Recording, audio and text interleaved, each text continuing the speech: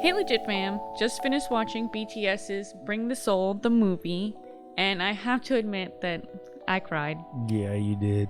But before we get into it, the answer to last video's trivia question was super intelligence. Now don't forget to answer this video's trivia question for a chance to win a $20 AMC gift card. The rules and details are in the description below. So hit that subscribe button and the notification bell. With that, let's get into it.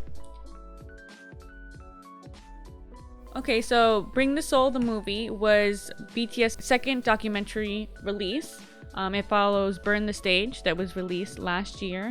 And it basically retells the stories and memories that they had on their Love Yourself tour. They talk about different moments as they eat dinner in Paris, and it has flashbacks between shows, hanging out, exploring cities, traveling, and stuff of that nature. So it's just a documentary. Yeah. And I think, with this being a documentary, I think it was very well put together. Obviously, they had hours and hours of footage.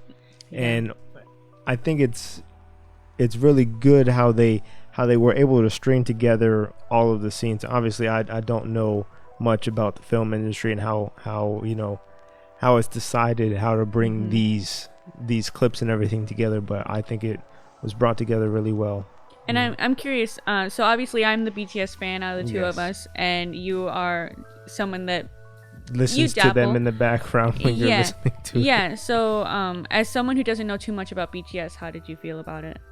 Like I said, it was a good documentary. I think it touched well on the brotherhood that they have, because they've been doing this quite a while now, and to see how they feel, their emotions and their feelings and everything of how they've grown over the years, it's like I said, it's very well done. You really get to see some of the struggles as well as their successes throughout these tours and stuff like that, the concerts and everything. So yeah, even just hearing you just talk about them makes me a little bit emotional, just because one scene in particular in the movie had fans talking about what BTS meant to them, and I'm not really one to get too emotional over things. I just enjoy it and I feel happy, but the fans talked about what the Love Yourself tour meant to them, and how BTS really taught them to love themselves and to be comfortable with themselves and to be independent and all that stuff. And I know that for myself in particular, I was definitely a BTS listener, but it wasn't until I kind of went through some personal struggles with my friendships and also deciding to go back to school and feeling very overwhelmed in my life that I really kind of got sucked into the fandom. So when the other fans were saying just how much of an impact they had, it really resonated with me, because all of a sudden, like, I was remembering the feelings that I was feeling as I was getting sucked in, and it was definitely more emotional on my end. But as trying to have a non-biased perspective, I really enjoyed the movie. I think it really got better as it went along, because you just felt more invested in each person, because they were sharing like personal stories, and some of them were just fun, like, oh, I'm just having a good time eating the food. Whereas when it starts off kind of quick, you haven't yet developed that bond unless you're a fan like I am, of course.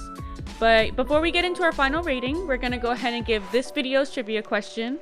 So today's trivia question, keeping with the theme, is which BTS member is known for his boxy smile? Leave your guesses in the comments below, and if your answer is correct, you'll be entered to win a $20 AMC gift card as long as you subscribe to our channel. And we'll give the answer to that in the next movie review. So what would you rate this documentary? So this documentary, obviously it's just a little bit different than the traditional movies that we see, but like I said, I do like how it came out. I would probably give it a solid 8.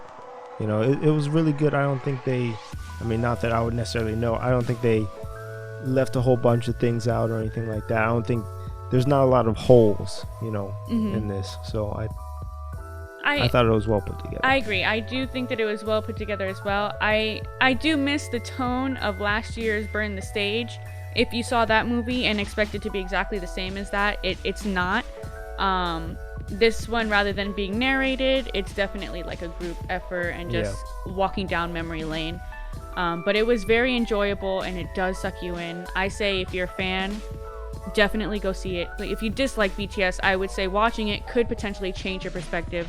I feel like if you hate something, that's a strong word, and I don't know if there's anything that could ever change your mind, because you're that far gone. It definitely gives you a different perspective. I think it's good for any type of person, unless you're the type of person that's just not interested in learning about people. You'll probably get bored.